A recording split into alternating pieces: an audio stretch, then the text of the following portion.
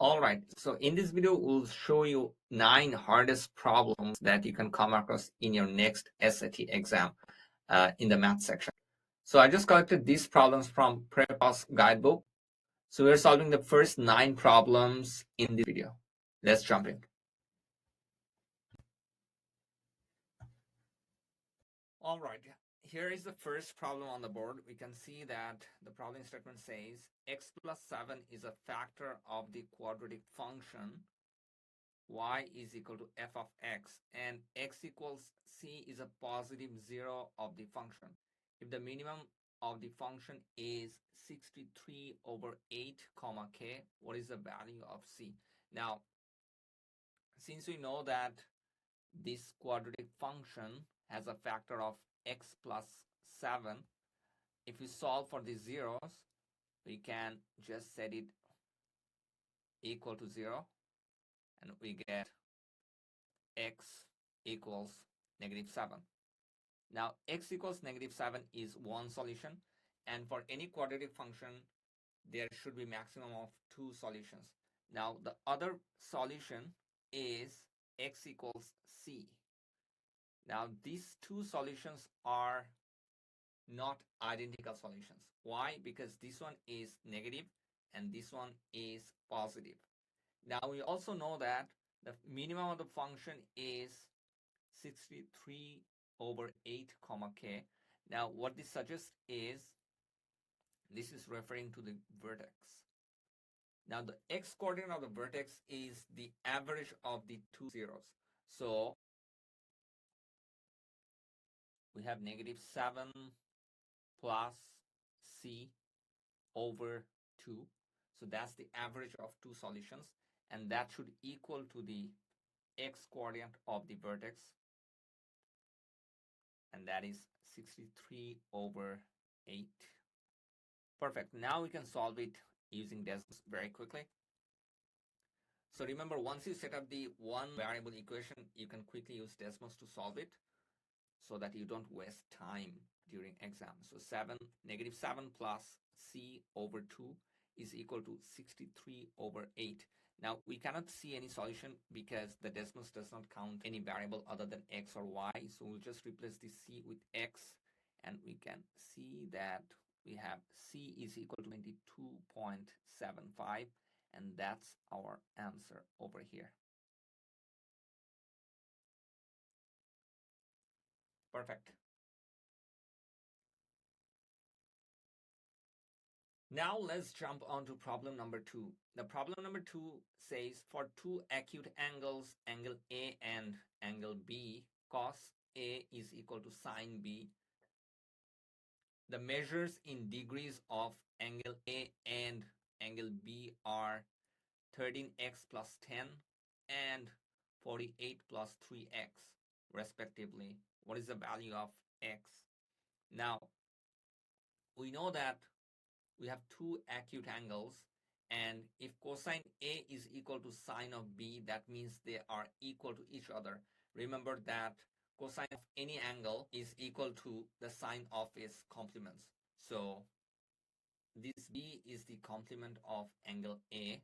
So if we add them up, that should equal to 90. So angle A plus angle B should equal to 90.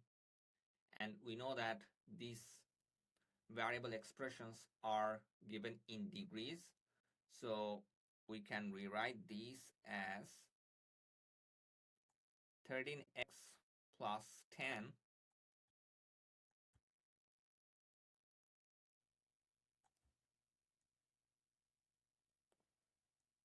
plus 48 plus 3x equals to 90. So set this up. So we can just set it up in Desmos. 13x plus 10 plus 48 plus 3x is equal to 90. And we can see that x is equal to 2. So that's our answer. All right, now let's look at problem number 3. Now, this problem is one of the challenging problems that I have found in this section. So let's look at what it says. A baseball coach charges each athlete $150 for the first month and $95 for each additional month. Which of the following functions correctly represents the total revenue R of M in dollars for M months and N athletes, where M and N are positive integers? Now, we have two variables here. We can make it very complicated if you don't understand the setup. So for problems like this, we can usually set up the function using decimals. That could be very easy to visualize. So we know that for the first month, if we have one athlete, it would be $150. Now for the second month, we'll have $150 plus $95 for the same athlete. So we're just considering one athlete to consider the amount of revenue we can get. Now, if we have the third month, it would be 150 plus 95 times 2. So you can see that our very first point, if you have 1 month, it is 1 comma 150. If you have second month, it would be 2 comma 245. If you have third month, it's 3 comma 340. So if you just take these 3 points, we can try to find the linear function for this. So to find the linear function, we can find the slope, which is 245 minus 150 over 2 minus 1, which is 95. So this function can be written as y is equal to 95x plus b. So b is our y-intercept.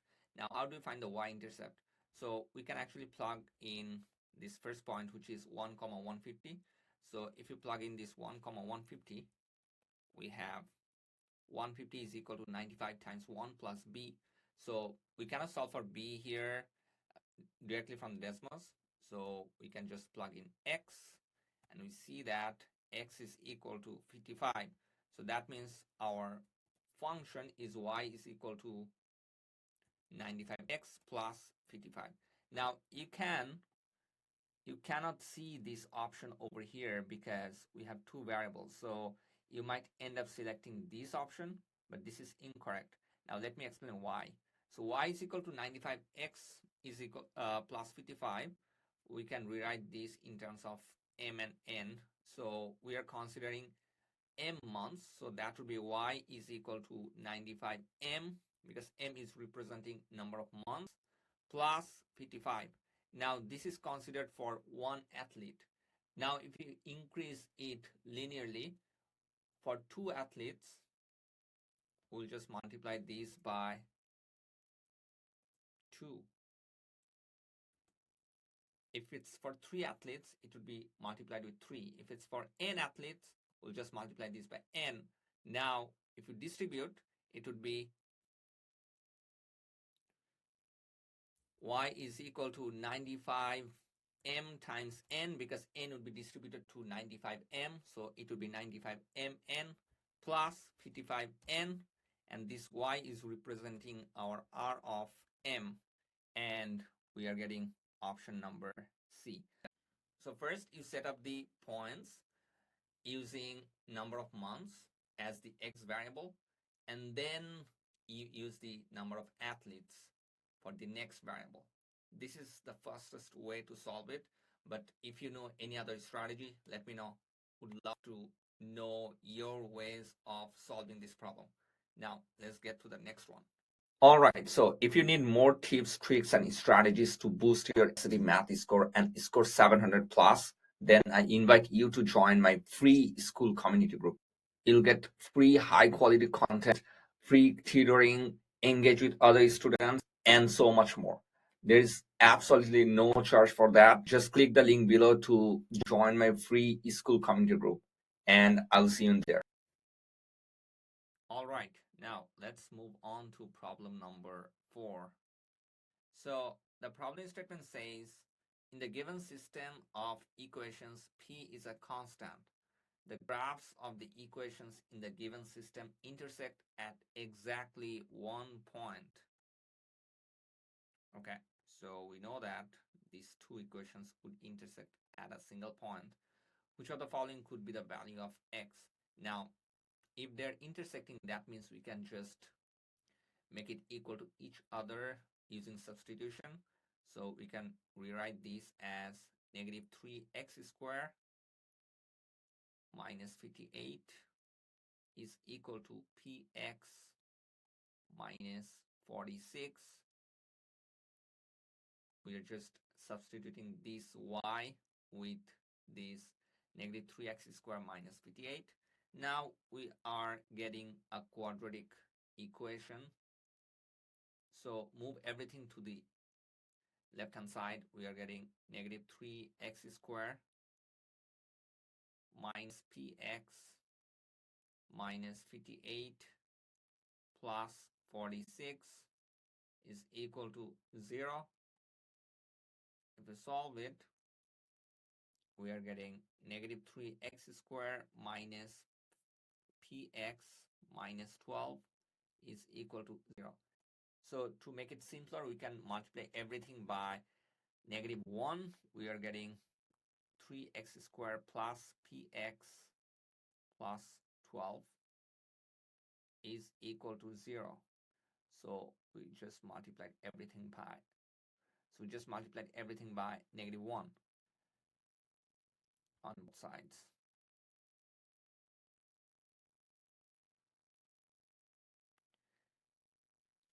Now, we know that they are meeting at exactly one point, which refers to the fact that the determinant of this quadratic equation is gonna be 0. And the determinant of the quadratic equation is b squared minus 4ac. And we just set it up equal to 0. So just set it equal to 0, and we can see that this coefficient of x squared is a. So a is equal to 3, b is equal to p, and c is equal to 12. So if you just plug it here, p squared minus 4 times a is 3 times 12 is equal to 0. So we have p squared minus 4 times 3 times 12, that is 144, is equal to 0. P squared is equal to 144. If we just take a square root on both sides, we get P is equal to plus or minus 12. Now, from these options, we can see that C is the correct option. This is one of the possible values of this P. Okay, let's see. So it says, which of the following could be the value of X? So you have to be careful over here. We just found P, that's a constant. Now, let's see. We have y is equal to negative 3x squared minus 58. And the second equation is y is equal to px. If p is positive, 12x minus 46. And the other one is y is equal to negative 12x minus 46. So let's look at over here. So both are meeting at the graph. So let's see which one is the option over here. So it's actually meeting at 2 comma negative 70 and negative 2 comma negative 70. So the correct option is option A, because we are looking for the value of x, not the value of p. So you have to be careful over here. Perfect. Awesome. Let me know how you'd solve this problem. If you have any strategies to share. Now let's move on to problem number 5. So problem number 5 says, for the given function f of x, which of the following gives the equation for the function f of x plus 20, given that the point negative 4 comma 0 lies on the graph of f of x minus 20. So we need to apply some sort of transformation rules over here. So if we have f of x, which is negative 7x plus b, we are going down by 20 units. So if I have f of x minus 20, then we'll just need to subtract 20 over here. So negative 7x plus b minus 20. Now,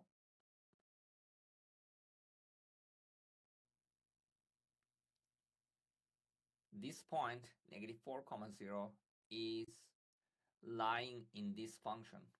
So this new function, let's say this is g of x. So this g of x is now negative 7x plus b minus 20. We'll just replace this g of x with 0 and this x with negative 4. So negative 7 times negative 4 plus b minus 20.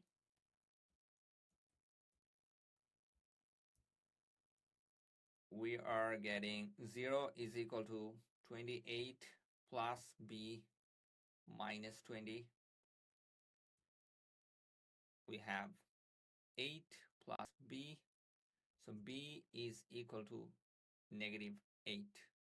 So that's the b value. B is equal to negative 8. Now this means f of x is equal to negative 7x minus 8. Now we want to get the function where we have a transformation of positive 20. So we want to know what would be the new function of f of x plus 20. So we just add this 20 with this original f of x, that is negative 7x minus 8 plus 20. So we are getting negative 7x plus 12. And that would be option number D. Now let's try to verify this using these decimals quickly. So we have f of x is equal to negative 7 minus 8. So that's our original function. If we go down by 20 units, we are getting this red line, which has an x-intercept of negative 4, comma 0. Now, we want to get the function of f of x plus 20. So that's the blue line. And if we just type in negative 7x plus 12, we are getting exactly same line that aligns with the blue line. That's the green line over here. And that means this is the correct function. Option D is our answer. So this is another tricky problem that you could actually lose track on. So keep an eye on the steps that we just showed you over here. Let me know if you know any other strategy to solve this problem quickly. I'd love to know your strategy as well. Okay, all right, so now let's move on to the next problem over here. Problem number 6 is about percentages. Again, like you could just lose track of this if you don't know how to set it up. So let's quickly see how we can actually knock out this problem. So the positive number A is means equal sign for 80% of the number B. So 480 over 100. So any spread of means multiplication. So times B, and that is A is equal to 4.8B. And A is 70% of the number C. So A is, again, 70% means 70 over 100, which is 0.7C. If C is P% of B, so C is now P% means P over 100. Of means multiplication times B.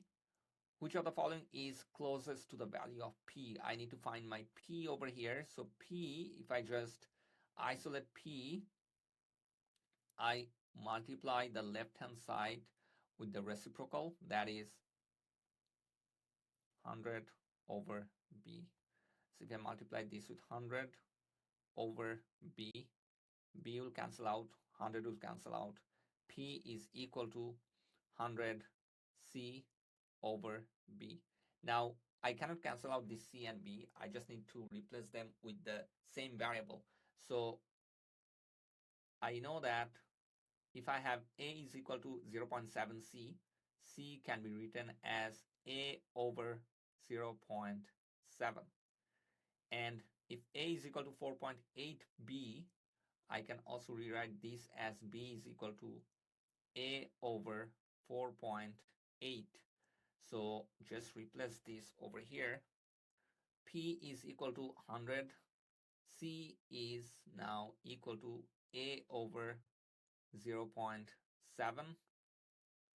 divided by B is equal to A over 4.8. So A will just cancel out. We now have 100. So we have a fraction 100 times. So we are getting 1 over here. So that would be 1 over 0.7. So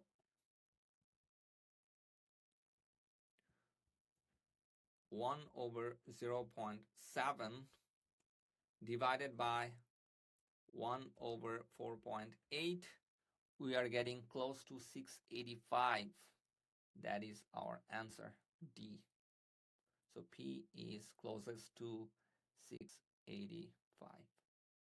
Perfect. Now, let's move on to problem number 7. So the problem number 7 says, the exponential function given above passes through points c, 8 and 2c, 350. What is a possible value of b? Okay, so let's see how we can solve it. So let's try to plug in these values in the function and create two equations. So from the first point, we can write this as 8 is equal to a to the power of c minus b. This is my first equation. And from the second point, we can write this as 350 is equal to a to the power of 2c minus b. That's my second equation. So now we need to find the value of b. How do you actually find it? Let's see. So let's try to isolate a to the power of, okay, so we have different ways of solving it. We can use the long approach or the shortcut approach. Because we need to find the value of b, so I'll just isolate a to the power of c from the first equation. So a to the power of c from the first equation is, we just add b to both sides. We have b plus 8. Mark it as my third equation. And from the second equation, we can just isolate a to the power of 2c. That is b plus 350. So now we can see that we have a to the power of c is equal to b plus 8 and a to the power of 2c is equal to b plus 350. So we can actually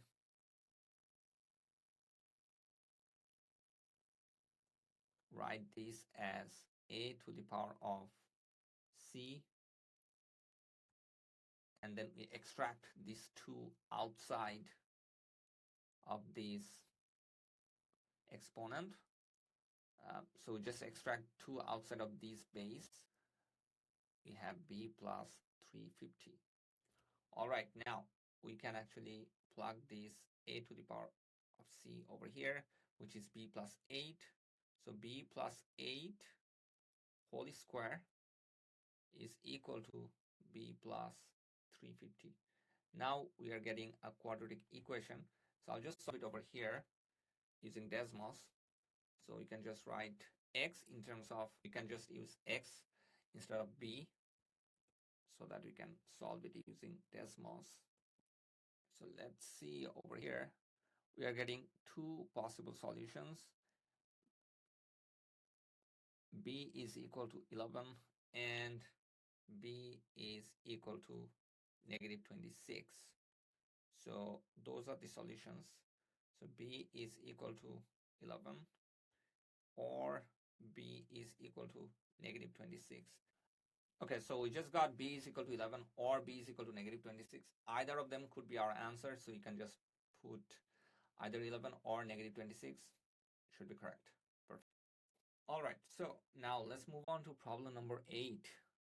Now, this problem involves using concepts of similarity. The problem statement says the table gives the volume of two similar cylinders. If the radius of cylinder A is 9 centimeter, what is the value of J minus K? So we have surface area of cylinder A, which is K pi, and surface area of cylinder B, which is J pi. Now, we have the volume and surface area formula given for cylinder. So we know that cylinder A has a volume of 1296 pi and cylinder B has a volume of 162,000 pi. So since they are similar cylinders, we can set up the similar equations, which is volume B over volume A is equal to the ratio of their scale factors. So that would be KB over KA. So K is referred usually, so we usually use K as the scale factor. So in this case, since we are using volume, so just cube this scale factor ratio. Now volume B is 162,000 pi and volume A is 1,296 pi, and we want to get this ratio KB over KA. Since it's cubed, we just take cube root on each side so that we can find this ratio. Now, if you use decimals very quickly, we have 162,000 divided by, so pi will cancel out. We have 162,000 divided by 1296. That is 125. If you take cube root, we just take a root of 1/3. That is 5. So KB over KA is 5. Now, why is this important? So since this is 5, that basically means it's 5 over 1.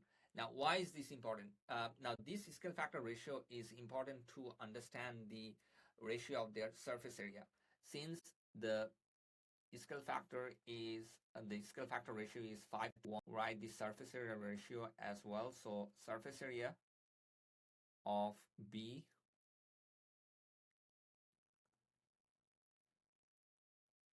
surface area of B over surface area of A.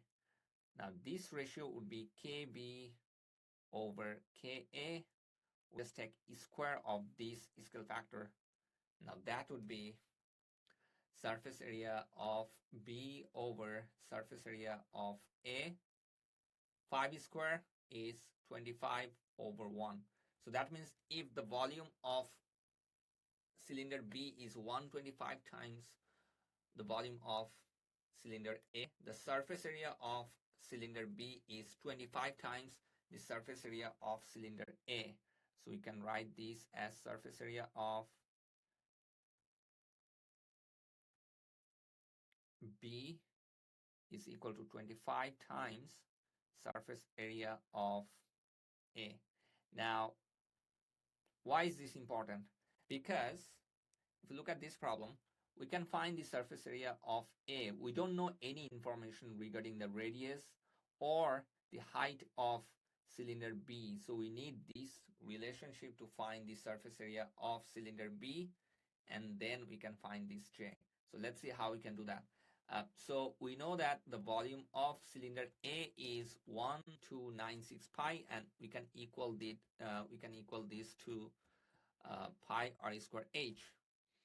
So 1296 pi is equal to pi r square h. Pi will just cancel out if you divide both sides by pi. Now we know that r is equal to 9. The radius of cylinder A is 9 centimeter. So now we just need to find the h. I'll just replace h with x. So h is 16. So that means my height of cylinder A is 16 centimeter. Now I can use the radius, which is 9 centimeter, and this height, which is 16 centimeter, to find the surface area of cylinder A, which is surface area is equal to, so I'll not use pi because pi will be at the end. So 2 times r square, which is 9 square, plus 2 times r is 9 times 16. We are getting 450 pi. So that means k is equal to 450. Now j is 25 times the surface area of cylinder A. We know from this relationship. So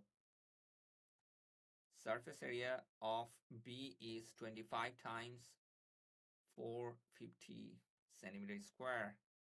So 25 times 450, that is 11,250.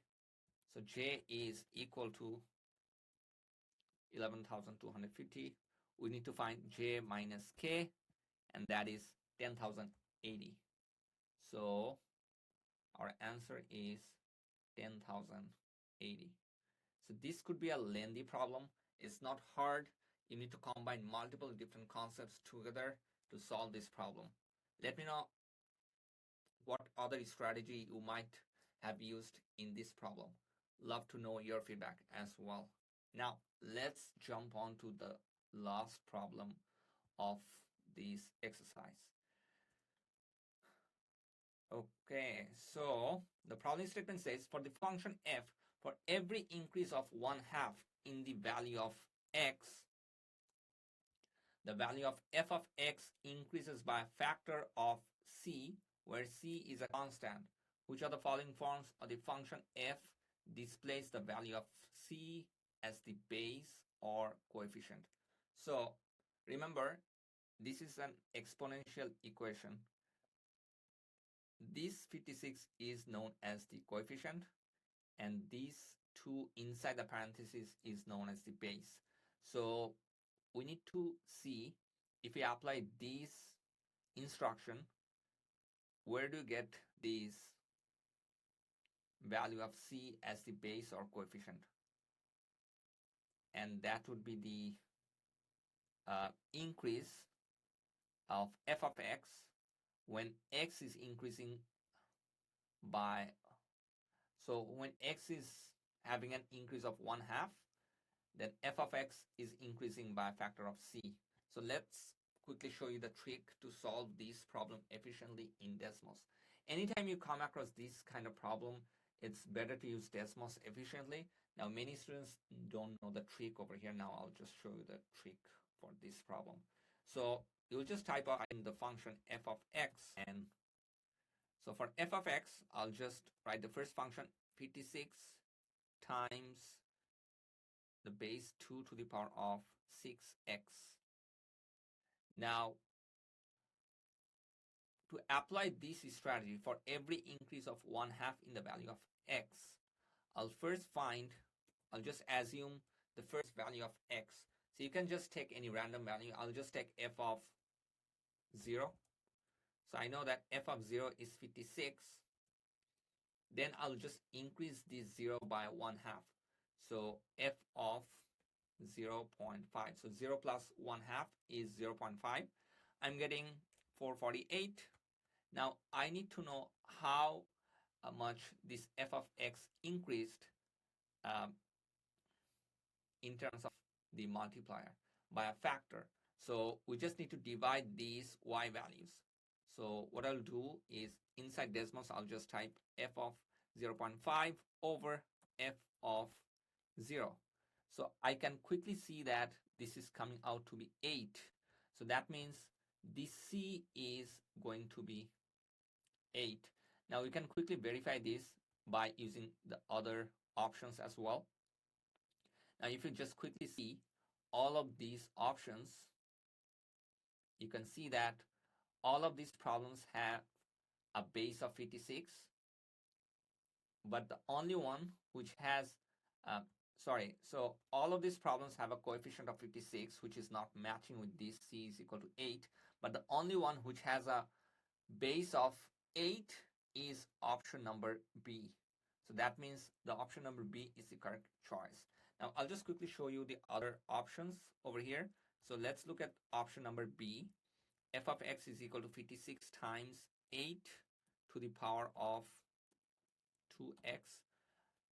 We can see that we are getting same factor of c, which is 8. If you use option number C, which is 56 times 64 to the power of x, we are also getting 8 as this constant. And lastly, if we use 56 times 4096 to the power of x over 2, we are also getting the factor of 8, but this 8 is matching with this option number B because that one has this C value of 8 as the base. Perfect. So this is option number B. I hope this makes sense. If you have any questions, let me know. I would love to know your feedback. Please like, subscribe, and share this channel to other students you know who could be giving the next SAT exam in March. I'll see you in the next video. Now, let's get to study.